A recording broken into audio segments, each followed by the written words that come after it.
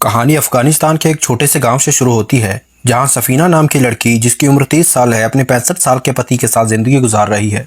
इसके पति को जंग के दौरान एक गोली लग गई थी, जिस वजह से ये पैरालाइज्ड हो चुका है। डॉक्टर ने सफीना को कहा है कि तुम्हारा पति 2 हफ्ते में ठीक हो जाएगा, लेकिन अब लगभग 8 हफ्ते होने वाले हैं, लेकिन इसके पति की हालत में कोई सुधार नहीं आया। सफीना की 2 बेटियां भी हैं, जिनकी उम्र 3 साल और 5 साल है। घर में कोई कमाने वाला नहीं है, इसलिए ज़रूरत का खाने पीने का सामान भी उनके पास नहीं बचा। वो एक मेडिकल स्टोर पर दवाई लेने जाती है, लेकिन स्टोर वाला उसे और उधार देने से मना कर देता है। सफीना घर वापस आ जाती है। वो चीनी और पानी का घोल बनाकर अपने पति को देती है, क्योंकि सीरम खरीदने के लिए उसके पास पैसे नहीं थे। सफीना की आखिरी उम्मीद उसकी मौसी ही थी, जो उसकी कुछ मदद कर सकती थी। इसलिए वो उससे मिलने उनके घर जाती है, लेकिन दरवाज़ा कोई और औरत खोलती है। वह कहती है कि तुम जिसे ढूंढ रही हो वो अब यहाँ नहीं रहती। वो हताश होकर वापस आ जाती है और अपने पति को कहती है कि मेरे माँ बाप तो पहले ही शहर छोड़कर जा चुके हैं और अब मौसी भी चली गई। वो कहती है कि अगर तुम्हारा भाई और माँ यहाँ रुककर हमारी हेल्प करते तो ज़िंदगी थोड़ी आसान होती। अगले दिन बच्चियाँ अपने पिता के पास जाती हैं और उनके मुंह से सीरम वाली नली निकाल देती हैं। तभी सफीना वहाँ आ जाती है और उन्हें पिता को तंग करने से मना करती है। तभी डॉक्टर आता है। वो सफीना को कहता है कि मुझे आपके पति को देखना है, लेकिन वो कहती है कि मेरे पीरियड्स चल रहे हैं और ऐसे में आपका अंदर आना सही नहीं होगा। थोड़ी देर बाद एक अनाउंसमेंट होती है, जिसके बाद शहर में लड़ाई शुरू हो जाती है। आसपास के सभी लोग और सफीना बच्चों के साथ एक बंकर में जाकर छुप जाते हैं। वो वहाँ कुछ घंटे रुकते हैं। जब माहौल थोड़ा शांत होता है तो वो अपने पति को देखने जाती है। वो ये देखकर अच्छा महसूस करती है कि उसका पति सेफ है, लेकिन तभी बाहर फिर से गोलियाँ चलने लगती हैं। वो दोबारा से बंकर के अंदर चली जाती है। उधर कुछ लड़ाके घर के अंदर आते हैं। जब उन्हें पता चलता है कि आदमी एक मुस्लिम है तो वो उसकी घड़ी और अंगूठी लेकर उसे जिंदा छोड़ देते हैं। जब सफीना घर वापस आती है तो वो देखती है कि घर में कोई आया था, जो उसके पति की अंगूठी और घड़ी चुरा ले गया। बाहर रोने की आवाज़ सुनकर वो बाहर जाती है। पड़ोस में रहने वाले परिवार के मर्द और 2 बच्चों को लड़ाकों ने बुरी तरह मार दिया था, जिस वजह से उनकी माँ भी पागल हो गई थी। सफीना समझ जाती है कि वो ऐसे ज़्यादा लंबे समय तक जिंदा नहीं रह पाएगी, तो वो अपना सामान पैक करती है और अपनी बेटियों के साथ अपनी मौसी के घर पर पहुंच जाती है। लेकिन वो औरत उससे कहती है कि मैं तुम्हें बता चुकी हूँ कि अब तुम्हारी मौसी यहाँ नहीं रहती। वो उसे अंदर नहीं आने देती। सफीना को अब कुछ समझ नहीं आ रहा था कि वो कहाँ जाए। वो वहीं सीढ़ियों पर बैठी रहती है। तभी अंदर से वो औरत सफीना को एक एड्रेस देती है, जहाँ सफीना की मौसी अब रह रही थी।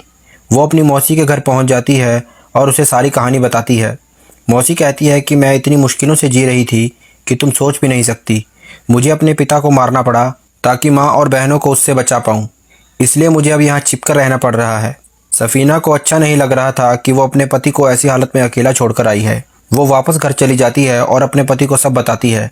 हालांकि उसे नहीं पता था कि वो उसकी बातें सुन भी पा रहा है या नहीं, लेकिन फिर भी वो उसके साथ जो भी हो रहा था वो अपने पति को सब बताती है। वो कहती है कि हमारी शादी को 10 साल हो चुके हैं, लेकिन मैं कभी खुश नहीं रही।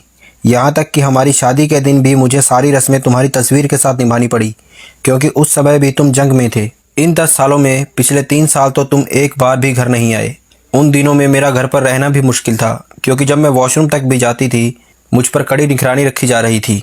सफीना कहती है कि मुझे समझ नहीं आ रहा मैं तुम्हें ये सब क्यों बता रही हूँ। मेरे पिता अपने परिवार से ज़्यादा पंछियों की लड़ाई को प्यार करते थे। एक दिन उन्होंने अपनी बड़ी बेटी को ही दांव पर लगा दिया और वो हार गए, जिस वजह से मेरी 12 साल की बहन को 40 साल के आदमी के साथ शादी करनी पड़ी। मुझे पता था कि अगला नंबर मेरा हो सकता है, इसलिए मैंने चुपके से पिंजरा खोल दिया और बिल्ली सारे पंछियों को खा गई। उसी बिल्ली ने मुझे एक खरोंच भी दी, जिसका निशान अभी तक मेरे चेहरे पर है। वो कहती है कि तुमने कभी भी एक पति जैसे बिहेव मेरे साथ नहीं किया। वो उसके मुंह से सीरम निकाल देती है। इसके बाद वो मौसी से मिलने जाती है। वो कहती है कि मुझे नहीं पता मैं अपनी सारी बातें उसे क्यों बताती हूँ। तो मौसी कहती है कि वो तुम्हारे लिए एक पत्थर जैसा है जो कोई जवाब नहीं दे सकता, इसलिए तुम उसके साथ अपने दुख दर्द की बातें करके खुद को हल्का करती हो।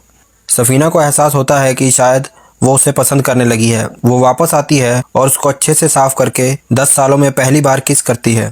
वो फिर से अपने पति से बातें करने लगती है, लेकिन तभी डॉक्टर दोबारा आ जाता है और सफीना फिर से पीरियड का बहाना बनाकर उसे वापस भेज देती है। सफीना अपने पति को बचाने के लिए एक कोने में कर देती है। तभी कुछ लड़ाके घर में घुस आते हैं और उन्हें देखकर हाथ में चाकू लिए वो एक कोने में बैठ जाती है। उनमें से एक सफीना से सवाल जवाब करने लगता है कि तुम्हारे साथ यहाँ और कौन रहता है। तो सफीना कहती है कि मैं एक विधवा हूँ और मैं यहाँ अकेली रहती हूँ। आदमी अपने साथी को बाहर जाने को कहता है। वो सफीना के साथ इंटीमेट होने वाला होता है। तभी वो कहती है कि मैं एक जिस्म बेचने वाली लड़की हूँ। ये सुनकर आदमी गुस्सा हो जाता है और उसे गालियाँ देता हुआ वहाँ से चला जाता है। सफीना वहीं अपने पति के पास ही सो जाती है। सुबह उसके घर एक आदमी आता है। ये वही आदमी था जो कल आया था और इसने सफीना और उसके साथी की सारी बातें सुन ली थी। वो सफीना को पैसे देता है और अपने साथ इंटीमेट होने को कहता है। सफीना के पास कोई और रास्ता ना होने के कारण वो उसे नहीं रोक पाती। इसके बाद वो वॉशरूम जाकर नहाती है और फिर पैसे उठाती है, जिनसे वो अपने पति के लिए दवाई और खाने का सामान खरीद कर लाती है। अगले दिन वो आदमी दोबारा आता है और सफीना को पैसे देकर अपना काम निपटा लेता है। सफीना अपने पति को उस आदमी के बारे में सब कुछ बताती है और कहती है कि इस मामले में वो तुमसे बेहतर है। जब उसे एहसास होता है कि वो अपने पति को क्या बोल रही है तो वो ऊपर वाले से माफ़ी मांगने लगती है। अगले दिन वो देखती है कि किसी ने उसके घर का दरवाज़ा ठीक करवा दिया है। वो समझ जाती है कि ये उसी आदमी ने किया है। वो आदमी दोबारा सफीना के पास आता है और उससे ज़िंदगी के कुछ पल मांगता है। वो उसे अंदर लेकर जाती है। जब वो उसके शरीर को देखती है तो उस पर बहुत सारे घाव के निशान होते हैं।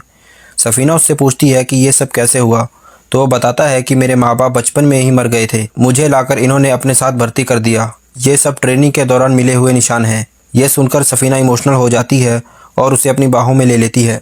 वो आदमी कहता है कि मैं तुम्हें पसंद करने लगा हूँ, जहाँ सफीना भी उसे कहती है कि मैं भी तुम्हारे लिए ऐसा ही फील करती हूँ। अगली सुबह सफीना देखती है कि बाहर वो आदमी उसके लिए फल और सोने की चेन छोड़कर गया है, जिसे देखकर वो खुश हो जाती है। अब उसे एहसास हो रहा था कि यही सच्चा प्यार है। अब्दुल के साथ तो मैं बस ज़बरदस्ती रह रही थी। अब सफीना अच्छे से तैयार होती है क्योंकि वो आदमी आने वाला था। वो अपने पति को कहती है कि मैं बहुत जल्द तुम्हें छोड़कर जाने वाली हूँ। ये दोनों बच्चियाँ भी तुम्हारी नहीं हैं क्योंकि तुम कभी बाप नहीं बन पा रहे थे और तुम्हारी माँ मुझे ताने मारती थी। तब मौसी ने मुझे एक आदमी से मिलवाया जिसके साथ मैंने रात गुजारी और प्रेग्नेंट हो गई। ये सब सुनते हुए उसका पति होश में आने लगता है। वो सफीना का गला दबाकर उसे मारने ही वाला होता है कि सफीना चाकू से उसका खून कर देती है। वो आदमी भी ये सब देख रहा था। सफीना के चेहरे पर एक खुशी की झलक थी कि अब वो जिंदगी में आज़ाद है। अगर आपको वीडियो अच्छी लगी तो वीडियो को लाइक, शेयर, कमेंट करके हमें सपोर्ट ज़रूर करें।